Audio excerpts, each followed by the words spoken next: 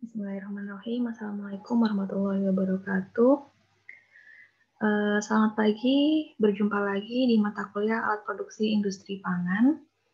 Dan di pertemuan kedua ini kita akan membahas tentang material-material atau bahan-bahan yang digunakan dalam pembuatan peralatan maupun mesin yang ada pada industri pangan.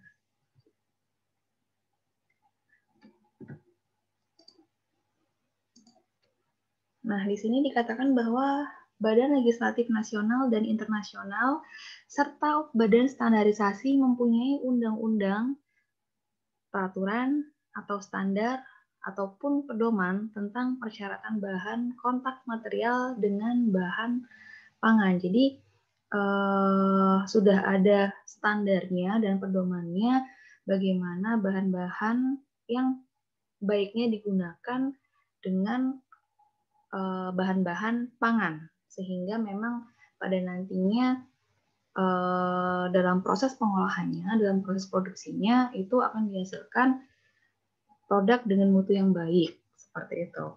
Nah, kemudian di sini material construction biasanya dipilih berdasarkan kekerasannya, elastisitasnya, kemudian kekuatannya, sensitivitasnya, kemudian peluang dia untuk bisa korosi atau tidak, kemudian ada juga ketahanannya, kemudahannya dalam pembuatan di pabrik, dan ketersediaan maupun dari segi biayanya. Nah, di sini dikatakan bahwa food processing equipment itu fokusnya pada kontaminasi, baik itu dari kontaminasi mikrobiologi, kotoran, substansi fisik maupun kimia selama periode pendek kontak antara produk dan permukaan peralatan maupun mesin. Jadi pada dasarnya material yang digunakan dalam pembuatan mesin di industri pangan utamanya yang diinginkan adalah untuk mengutamakan mutu produk yang dihasilkan, yaitu aman dan higienis.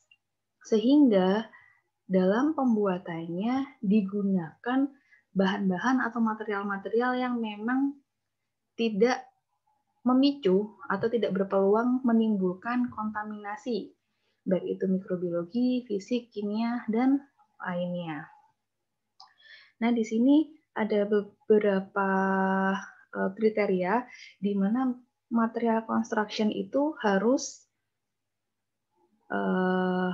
mempunyai ketahanan fisik, stabil secara mekanik, kemudian mudah dalam penggunaannya, kemudian ketahanannya terhadap bahan kimia, panas, dingin, dan sebagainya.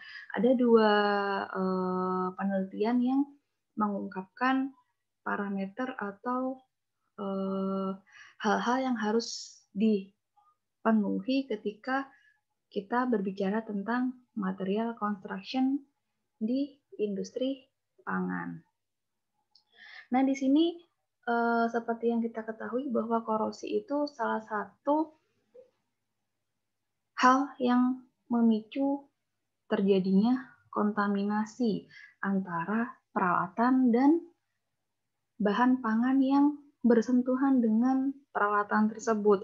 Nah, di sini ada beberapa faktor yang menyebabkan korosi, antara lain peningkatan suhu, tekanan, pH, kemudian jumlah ketidakmurnian, aerasi, laju relatif, dan yang terakhir adalah perbedaan suhu. Nah, di sini ada gambar beberapa besi atau metal yang mengalami korosi, dan korosi itu nanti dibagi menjadi beberapa macam. Kita akan bahas di bab selanjutnya. Nah, di sini ketahanan terhadap korosi itu penting pada proses basah atau pengolahan basah serta pengolahan pangan dalam kondisi asam, contohnya pada pembuatan saus tomat, karena pada pembuatan saus itu akan ditambahkan asam untuk menjadikannya dia lebih tahan lama. Nah, di sini ada beberapa macam korosi. Ada 5. Yang pertama uniform corrosion, yang kedua adalah pitting corrosion, stress corrosion, intergranular corrosion, dan yang terakhir adalah galvanic corrosion. Di situ ada beberapa pemicu atau faktor yang menyebabkan dia mengalami korosi.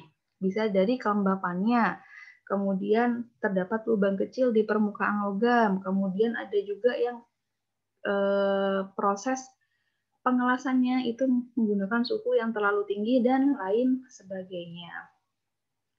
Nah, ada beberapa material yang digunakan untuk membuat peralatan dan mesin di industri pangan. Antara lain metal atau alloys, plastik, elastomer, gelas, keramik, dan wood atau kayu. Nah, di sini untuk gambar bahan atau peralatan dan mesin yang berbahan dasar logam. Di sini ada tabel tingkat ketahanan atau resisten terhadap bahan kimia maupun fisik. Ada nilai di sini.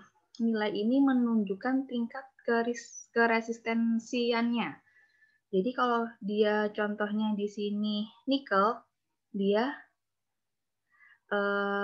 akan resisten terhadap basah karena di sini nomor 3 ratingnya di mana levelnya dia high resistant, kemudian kontak mediumnya highly sweet for constant use. Kemudian untuk definisinya adalah mechanically and visually not affected. Jadi penggunaan nikel itu secara mekanik dan visual pada nantinya tidak akan mempengaruhi seperti itu. Kemudian yang kedua bahan ada plastik. Plastik juga digunakan dalam beberapa part atau bagian yang ada pada peralatan dan mesin industri pangan.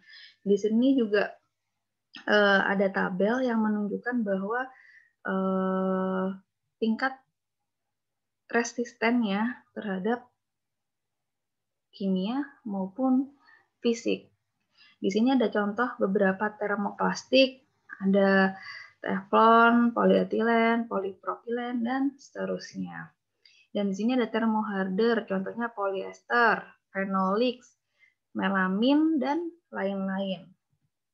Yang ketiga yaitu ada elastomer atau dari rubber. Di sini contohnya ada nitrile rubber, kemudian silikon rubber, stiren butadiene rubber, dan lain-lain.